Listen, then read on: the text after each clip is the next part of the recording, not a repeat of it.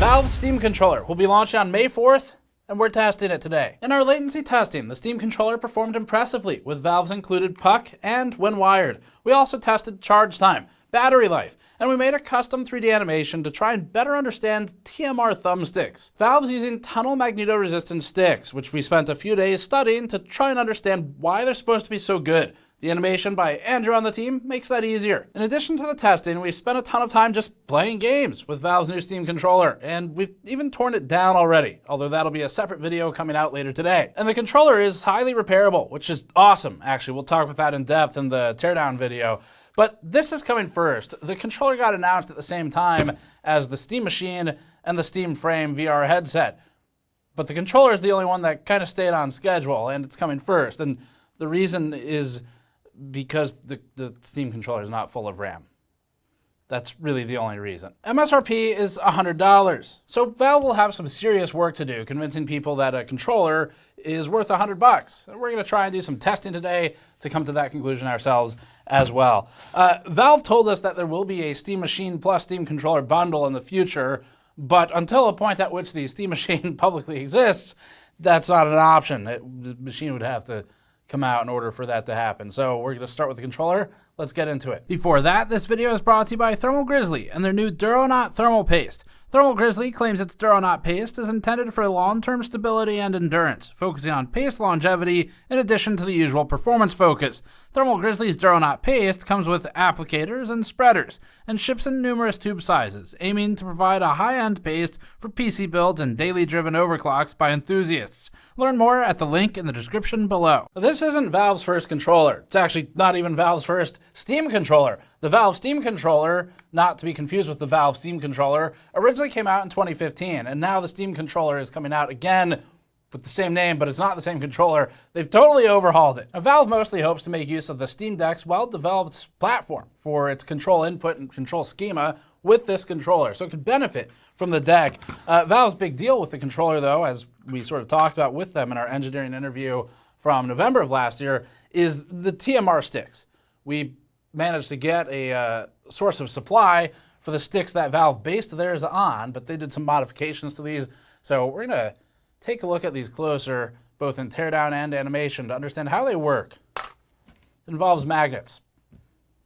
No one knows how those work. Valve's TMR analog sticks are a major part of its marketing claims, so we studied how these work, dissected one, and contacted the original manufacturer to ask questions. Getting these in made it a lot easier for us to make our 3D animation for educational purposes, which honestly, I also needed to understand how these work. And it's pretty fucking cool, just from a how stuff works standpoint.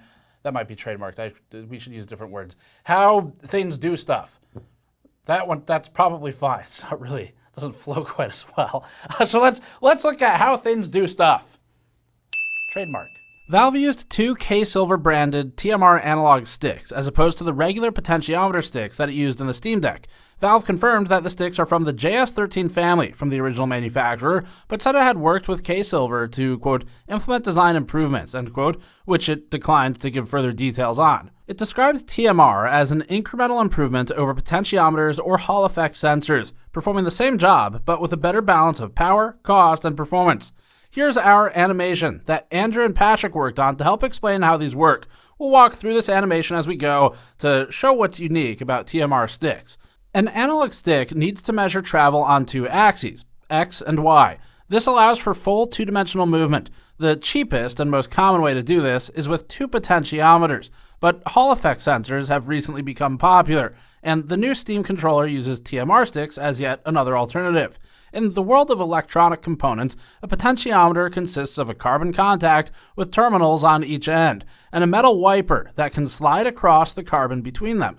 The input voltage from one of the carbon terminals is divided, and the carbon sections before and after the wiper serve as two resistors in a series. As the wiper moves across the carbon, the two resistances change, so the voltage measured at the wiper changes. This can be translated to a linear position. To make it easier to visualize, we're animating a simplified potentiometer design. The ones in a real controller look a little different, but they operate on the same principles. Direct contact between carbon and wiper means that potentiometers wear down and they get dirty, like a brushed electric motor. Wearing leads to changes in resistance, which can lead to stick drift, as the potentiometers read the wrong position, most noticeably when the stick is in the neutral position and it should be zeroed out. The way you'd see this in real time would be slight movement even though you're not actually moving the stick. Potentiometer-based analog sticks require relatively large dead zones, or the radius of travel before any input is registered. Hall effect sensors were hot a couple of years ago, but Sega had a Hall effect stick as early as 1996 in the Saturn 3D pad, so they're nothing new even in the gaming world. Charge carriers, or electrons, would normally go in a straight line, but magnetic fields screw with their path. If you pass current through a plate and then bring a magnet near the plate perpendicular to the path of electricity, the path will curve. The curved path means that there's a difference in electrical potential between the two edges of the plate perpendicular to the path, and that potential difference can be measured and translated into a linear position. As the stick moves, it swings magnets over the surface of stationary sensors that register how far the stick has rotated and in what direction. The advantage is that it's non-contact and not subject to mechanical wear. The disadvantage is that the signals need amplification and it requires more power. Valve told us that the difference between a Hall and TMR is only a small percentage of the controller's power budget, but that every little bit helps. On to TMR. Tunnel magnetoresistance sensors are currently fashionable, combining the best aspects of traditional potentiometers and Hall effect sensors. It seems deceptively simple, but the first paragraph of the Wikipedia article closes with the line, quote, "Since this process is forbidden in classical physics, the tunnel magnetoresistance is a strictly quantum mechanical phenomenon and lies in the study of spintronics." It's produced by the modial interaction of magnetoreluctance and capacitive diractance. Two ferromagnetic layers with perpendicular magnetic orientations are separated by an extremely thin insulative barrier.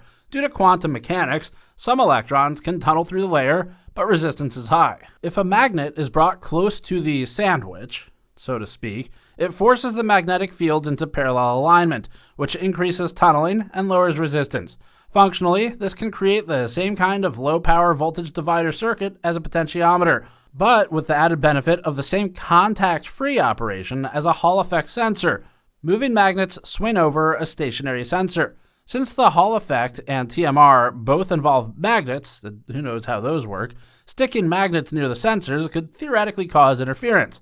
We haven't noticed this on the Steam controller, even though the magnetic puck is positioned right between the Hall effect triggers and the TMR sticks. So from what we can tell, Valve took this into consideration during design.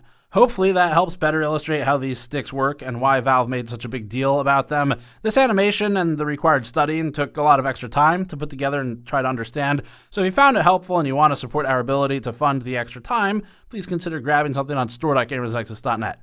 Maybe one of our soldering and project mats that we used for soldering leads to the controller for testing. Latency testing is next. We opened up the controller and probed it for an ideal location to solder in leads to our latency testing device on one of the inputs.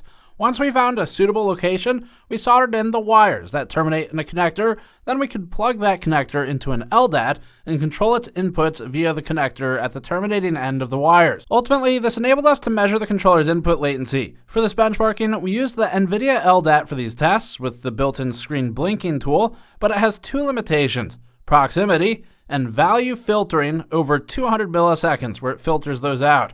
Wiring the controller to the LDAT creates a new challenge though, which is that the controller has to remain physically close to the LDAT.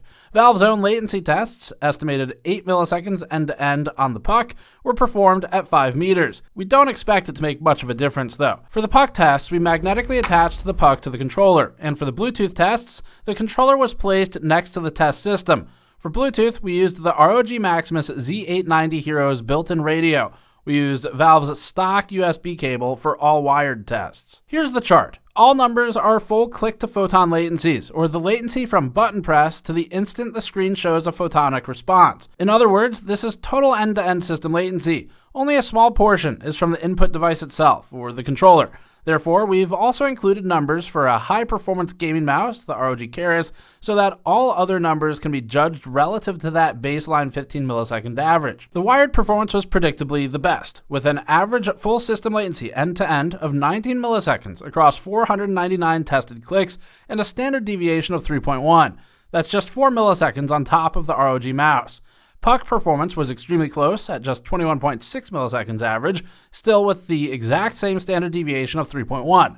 That consistency is even more impressive than the overall latency, but both metrics are excellent. With a second Steam controller connected to the puck, latency was effectively unchanged at 21.9 milliseconds. Based on this, we don't see any real downside to using the controller wirelessly. For comparison, we tested the most generic gamepad we could think of, an original Xbox One controller, model 1537, connected via USB. Thanks to a Steam blog post from 2024, it's a safe bet that Xbox controllers still have at least a plurality on PC. This logged a worse average than the Steam controller, posting 22.6 milliseconds. We also performed some tests with 7 other controllers connected via Bluetooth at once. There was an Xbox One, Xbox Series X, PS4, PS5, Scuf third-party PS4, Stadia, and Luna connected. These tests weren't perfectly consistent since controllers kept dropping out and reconnecting, but the point was to create a Bluetooth nightmare. Using the puck, there was no serious impact on performance in spite of that Bluetooth nightmare, with average latency only creeping up a fraction of a millisecond to 21.8 and standard deviation up to 3.4, which could be down to random variance. There were 2 missing entries though, which could either be fully missed inputs or latencies over 200 milliseconds which weren't captured or were filtered out. Alone on Bluetooth, the Steam controller's latency was significantly worse at 37.3 milliseconds, with a massive 20.6 standard deviation, both slower and less consistent. The log had 1 missing entry as well. With 7 other controllers on Bluetooth and without the puck, it became basically unusable. We don't expect anyone will have 8 players attached to one PC, or 8 players in the same room on different PCs, but the point was to just generate a ton of interference on Bluetooth and stress the controller. This also creates more load on the actual Bluetooth module and radio attached to the PC. The average latency ended up being 73.8 milliseconds with a standard deviation of 48, but it had 101 missing log entries, which represent both greater than 200 millisecond latencies and complete failures to register clicks. This means that the real average latency is even worse. Your mileage may vary, but the point is that Bluetooth doesn't scale well with multiple devices, and it's not the best option to start with. Wired or the puck will both work well. Bluetooth is okay when fewer devices in the vicinity are also using it, but it's not as good as wired and puck-connected options. Battery life testing and charge time testing are next. We tested the battery by rubber banding the sticks together and using Steam input to spam enter once every second.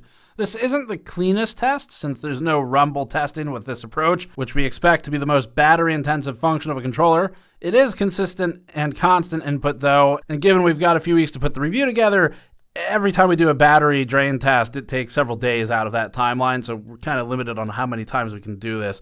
We started the test at 6:12 p.m. on a Saturday. The controller finally disconnected at 7:06 p.m. on a Tuesday, a total of nearly 73 hours. Real life duration would be less due to the haptic motors and other factors. Valve's 35-plus hour claim, though, we think is completely reasonable, so we've at least validated their spec sheet claim. When we finally took the rubber bands off, we accidentally hit the power button, and it lasted another 10 minutes before dying again. Charge speed will depend on what you plug the controller into. We picked a deck charger since it can deliver 15 watts at 5 volts or up to 45 watts at 20 volts, and many controller owners will have one on hand. We had to pick something that would be kind of standardized. We plugged this into a power interposer to capture power data from the source, which allows us to measure charge over time and power draw from the wall. With a direct connection, it took 3 hours and 26 minutes to hit full charge and approximately 2 hours and 40 minutes to drop below the peak charge rate of 2.65 watts. This was already known, but to reiterate, clipping the puck onto the controller is only for charging. The data connection remains wireless. Valve justified the move from AA's to an internal battery by saying that the long battery life and ease of charging via the puck is the best of both worlds. Also, the battery needs to be able to power all of the haptic motors and other new features. Given the ease with which the battery can be removed and replaced, which you'll see in our separate teardown video, this is without sacrificing repairability. Every controller comes with a puck wireless adapter. This is completely separate from the Steam Frame's dongle. Each puck can connect to 4 controllers, and each controller can remember pairings with 2 pucks. The puck uses Valve's proprietary rendition on the 2.4 GHz wireless protocol to avoid interference, which was originally developed for the first Steam controller and has been updated since. We didn't do a deeply scientific range test, but we did do one. We originally tested the puck in our extremely long hallway at the office, but it wasn't long enough to drop signal. So we took the controller outside and started walking until the signal died. Using the puck outside, we were able to get around 146 feet or 44.5 meters away with direct line of sight before it completely dropped out. In a house, you'd lose connection much sooner due to walls and obstacles. Still though, it's an impressive range. Bluetooth is more variable since it depends on the paired device, but with the stock Bluetooth radio and an Asus ROG Strix SCAR 17, we were able to get even further away. The distance cutoff wasn't as consistent with Bluetooth, so we won't commit to a hard number. With line of sight, the Steam controller's range is more than adequate for indoor use, and well beyond the 5-meter range that Valve mentioned offhand in our first meeting. If you're curious about the range in your own house, there's a live DBM signal readout in the settings menu, which immediately reacts. Covering the puck or the controller's antenna, located near the USB port, lowers the signal quality instantly. Anecdotally, we were able to maintain a connection through walls 2 rooms away, but not all walls are built the same. We're getting into the hands-on section now. We had to switch to the Steam Client Beta in order to update and run the Steam controller, but we were told that customers won't have to do this. Applying the firmware update was simple, although there wasn't great progress feedback. After initially connecting the controller and launching into big picture mode, we had some weird issues with bindings, like up on an analog stick, adjusting system volume, and right on the same stick, selecting. By the time we got the camera on it though, it had resolved itself. The controller contains an infrared LED that can be tracked by the Steam frame, but obviously we can't test that without the Steam frame. Valve's store page says the controller battery life is reduced when tracking as well. The Steam machine has a built-in puck, but we likewise can't test that on account of it not being ready yet. When a controller is paired to a Steam machine, it'll be able to wake it from a low power state. Turning on the controller while pressing B and right bumper switches to Bluetooth mode. This is a hard toggle, so the controller stays in Bluetooth mode even if the puck is connected or the controller is power cycled. Pressing A and the right bumper switches to the primary puck in memory. A and the left switches to the secondary puck in memory. We like the ability to toggle this quickly and simply from the controller hardware itself for users who have multiple systems. This is well thought out. The Steam controller can open the Steam on-screen keyboard. This will only work if the Steam client is running though, and it won't show up over top of the Windows lock screen. So you can't use it to log in from the couch, although you can still use the normal Microsoft on-screen keyboard, of course. The controller and puck will function regardless of whether Steam is running or even installed, but only as a trackpad and keyboard. Gamepad functionality is handled through the Steam input translation layer, so if you want to play non-Steam games with gamepad controls, you'll need to launch them through Steam. Action sets can't be toggled without Steam running. That kind of platform dependence is a little grim, but it is the Steam controller, after all. Valve has moved away from the mechanical clicks of the original Steam controller and Vive trackpads, which were prone to wearing out. Pressing on the new trackpads causes an extremely believable click, but it is just haptics. Like the original Steam controller, the haptic motors can be used to play sounds. So all the notification chimes are actually generated by the motors themselves. Valve informed us that not much of this will be exposed at launch, but in the future, there may be customization options for the chimes and haptics. In-game, the haptic motors will emulate normal rumble. The controller is also designed to be easily serviceable, and we have a separate teardown video coming up to confirm this. The screws are non-security Torx, which Valve chose because it says that, quote, Torx are more robust, easier to screw in without damaging, and way less likely to strip, end quote, which is the right answer for a YouTube comment section. Components aren't cross-compatible with the deck. The trackpads are bigger on the controller, for example. Valve will, though, work with iFixit again to sell replacement parts at some point after launch, although it's waiting to see if there's any demand for selling individual pucks. For now, if you lose your puck, or if it's stolen out of your car in San Francisco, no particular reason to say that, you'll need to go through support. The external topography of the controller will be made public, so you can easily 3D print accessories as well. Valve confirmed that it's still open to Steam-compatible arrangements, like the one with Hori. It has a list of capabilities that are required to get that label, and when we asked whether third-party controllers would be able to have the Frame VR tracking features that the Steam controller has, Valve said it needed to revisit the requirements and figure it out. Valve has always been toying with the idea of a new Steam controller, but work on this version started after the launch of the Deck OLED in 2023. With the positive reception of the Deck, Valve wanted a way to enable those controls even when docked or on a normal PC. The original Steam controller tried to bring PC inputs to a controller form factor, but the new controller seems to be more about replicating the deck. As a result, it has better gamepad and PC balance than the original. If you're playing something that already has gamepad support, the new Steam controller feels much more like a regular Xbox controller, whereas the original Steam controller didn't even have 2 analog sticks. We asked Valve whether it had thought about PS5-style adaptive triggers, and it sounds like the answer was yes, but matching the deck was a far higher priority for Valve than adding new features and complexity. Obviously, there are fans who will buy a Steam controller no matter what, but for everyone else, Valve has to make the case for spending $100 on the Steam controller versus $50 to $60 for a mainstream alternative. Its strongest advantages are living room PC gaming, thanks to the trackpads, and future integration with the Steam Frame and Steam Machine. As far as opinions and actually using it, one of our editors, Tim, on the team, has used the Steam Deck and original Steam controller more recently, and just more than anyone else in the office. So, we sent him home with the new controller to compare. His first impression was that connection is completely seamless. He plugged the puck in, and it was good to go without having to pair or manage Bluetooth devices. When the controller turned off, he could press one button to immediately reconnect. The control scheme automatically switches from desktop to game controls, and the desktop controls are identical to the Steam Decks, so he had no issues adapting. Tim said the trackpad controls felt more refined than the deck, but that might be because he's usually using the deck to stream with some unavoidable latency. He also tried playing Baldur's Gate 3, Morbid Metal, Civilization 6, and browsing YouTube. He was able to use the custom GPD Win 4 controller profile for his Civ 6 game with a single rebind, so that's convenient. His one complaint was that the controller feels square-shaped, and the grips are parallel in a way that brings his elbows closer together in use. This was easier to deal with on the Steam Deck since the device itself is wider. Tim's completely willing to dive into custom controller profiles. The large degree of customization is a positive for enthusiasts, but possibly overwhelming for some people. Being able to adjust every parameter of every button, and the gyros, and the capacitive sensors for every single game is a lot, which again, for enthusiasts like our audience, is a positive. It opens the door for a lot of unique options and use cases.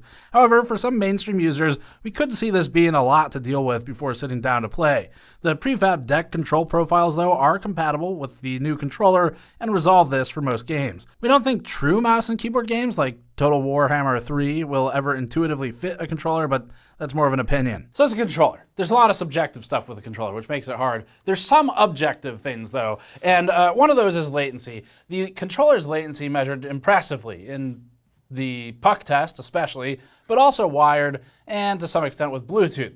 Bluetooth has its own separate issues. As far as the things that Valve has engineered strictly, though, the controller performs well, and even against a high-end gaming mouse, it was pretty damn close. So they've done well with that side of things. The battery life is unbelievably long. I mean, we had that one test that we mentioned the numbers for it earlier in this video where it was just constant input every second, and it lasted several days. We had another test we couldn't complete just because the length of the review window is not sufficient to do more than like 1.5 battery life tests. And that's not because it was a short window for review. Like, they give us a lot more time than most companies, so it's really more of a testament to the controller's battery life.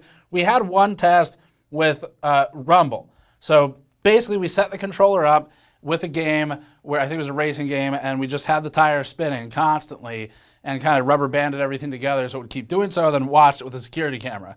And that ended up running for a little over or around 24 hours in total for that test. Plus, it had already been used a little bit before that. And then we used it for B-roll because we had to terminate the test because we needed to get working on this review to get it published in time. So around 24 hours, we stopped doing the Rumble test. It was still not dead. I think it had like 25% left. We shot B-roll with it all day, still around the same. So we don't have a final number for how long it would last with the Rumble test. It looks like under 2 days, but over 1 day, which is pretty damn good. So it's, I mean, I don't know, not being able to finish the test because the battery lives too long is, you know, it's a good thing. Now, this is not a AA solution, but as you'll see in our teardown, we're really happy with the replaceability of the battery. So as soon as there's battery options on the market, these are trivial to open up, and the battery just pulls right out. There's no glue, at least in the one we opened, no bullshit. You just pull the battery, you put another one in, which is great. As for the TMR sticks, they should last longer than normal potentiometer sticks, and they have smaller dead zones by default, which is an improvement. We obviously haven't had this long enough to know what their lifespan is, but it should be better. The device is easy to disassemble and maintain in the event they do die, and these are the aspects that we're most comfortable judging because we can observe and measure them. If you just like playing video games with a controller and you have no specific needs for it, there's no specific reason to get a Steam controller. It's fine. But there are $50 Xbox controllers or third-party options with TMR sticks. The target audience for the Steam controller, we think, would be anyone that really likes the DeX controls and anyone who wants to play PC games in the living room without needing to get a mouse and keyboard because of the input options. Based on comments to us, Valve seems comfortable pursuing those audiences without trying to overthrow Xbox. Although, to be fair, Xbox is pretty successful at overthrowing Xbox. So, they probably don't really need to. Overall, it's an interesting controller. We had some opinions from the team in here, and in general, we're positive on it as a control device. $100 is obviously at the higher end of controllers, but the quality we liked. Personally, the thing I care about the most, and I know this is like maybe kind of lame, but is the repairability, because when I did the teardown, I was like, okay, got it. So it torques, and there's like 2 or 3 types of screws. They're really easy to identify where they go when you're done. Everything is labeled and marked. Like, this is great from a build standpoint in terms of being able to take it apart. You can lay everything out. I mean, I was impressed with it, but we'll save that for the other video. So anyway, that's kind of the benchmarks and the numbers. Subjectives are hard. We don't really do a lot of them in reviews in terms of like using peripherals and stuff like that. Probably this is one of those you'll have to look at it and see if you think it makes sense for your use case. We generally liked it, but I don't expect everybody to like it. That's just how input devices are. So that is it for this one. Thanks for watching. A lot of fun working on this. I learned a lot about TMR. I'd never really studied it before, so that was pretty cool. And Andrew's animation, working with Patrick to develop it, that was great. Learned a lot from it on my side as well. So subscribe for more. You can go to store.gamersnexus.net to support content like this if you'd like to, like by buying one of our project and soldering mats that we used to wire the leads into this controller. And you can go to patreon.com/gamersnexus to help us out directly. Thanks for watching. We'll see you all next time.